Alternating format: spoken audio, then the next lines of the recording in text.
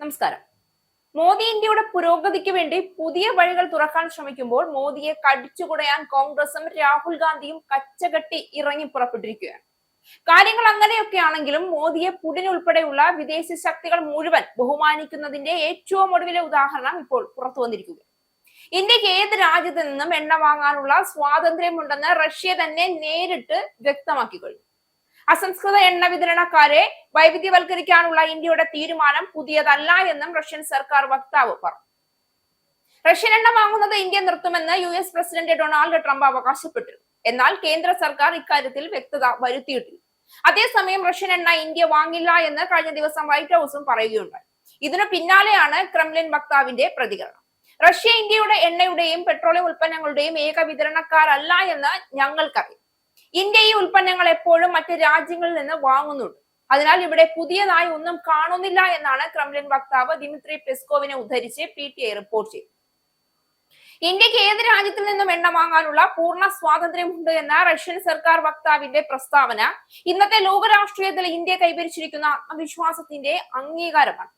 ഇതൊരു രാജ്യത്തിന്റെ പ്രസ്താവന മാത്രമല്ല, ഇന്ത്യയുടെ സ്വതന്ത്രവും ആത്മാഭിമാനപരവുമായ വിദേശ നയത്തിന് ആഗോളതലത്തിൽ ലഭിക്കുന്ന അംഗീകാരമായി ഇതിനെ വായിക്കേണ്ടതുണ്ട്. അസംസ്കൃത എണ്ണ വിതരണക്കാരെ വൈവിധ്യവൽക്കരിക്കാനുള്ള ഇന്ത്യയുടെ തീരുമാനം പുതിയതല്ല എന്ന് റഷ്യ തന്നെ തുറന്നു പറയുമ്പോൾ അത് മോദി സർക്കാരിന്റെ ദീർഘദർശിത്വത്തെയും നയതന്ത്ര പക്വതയെയും കൂടുതൽ ശക്തിപ്പെടുത്തും. രാജ്യത്തിന്റെ ഊർജ്ജ സുരക്ഷയെ ഏതെങ്കിലും ഒരു രാജ്യത്തിന്റെയോ രാഷ്ട്രീയ കളികളുടെയോ കരുണയിൽ വിട്ടുകൊടുക്കാൻ പാടില്ല എന്ന തിരിച്ചറിവ് അത് വർഷങ്ങൾക്ക് മുൻപേ ഇന്ത്യ സ്വീകരിച്ചതാണ്. അതിന്റെ തുടർച്ചയാണ് ഇന്ന് നാം കാണുന്നത്.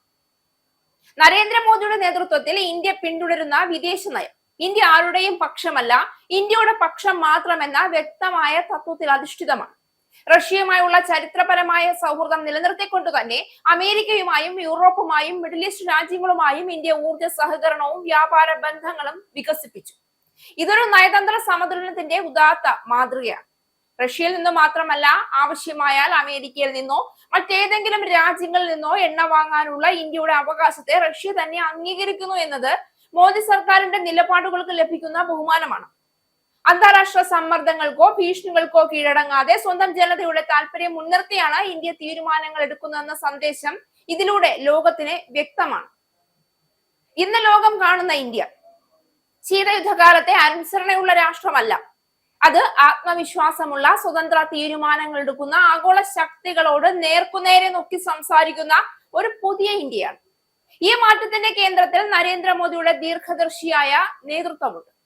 ഊർജ സുരക്ഷ, പ്രതിരോധം, ഡിപ്ലോമസി, വ്യാപാരം എല്ലാ മേഖലകളിലും സ്ട്രാറ്റജിക് ഓട്ടോണമി എന്ന ആശയം പ്രാവർത്തികമാക്കിയതാണ് മോദി സർക്കാർ. അസംസ്കൃത എണ്ണയുടെ കാര്യത്തിൽ വൈവിധ്യവൽക്കരണം ഇന്ത്യക്ക് സാമ്പത്തികമായി മാത്രമല്ല, രാഷ്ട്രീയമായും തന്ത്രപരമായും അനിവാര്യമാണ്. ഒരേ വിതരണക്കാരനെ ആശ്രയിക്കുന്നത് രാജ്യത്തെ ദുർബലമാക്കുമെന്ന തിരിച്ചറിവ് മുൻകാല സർക്കാരുകൾക്കുണ്ടായിരുന്നില്ല. എന്നാൽ മോദി സർക്കാർ അത് ധൈര്യത്തോടെ തിരുത്തി.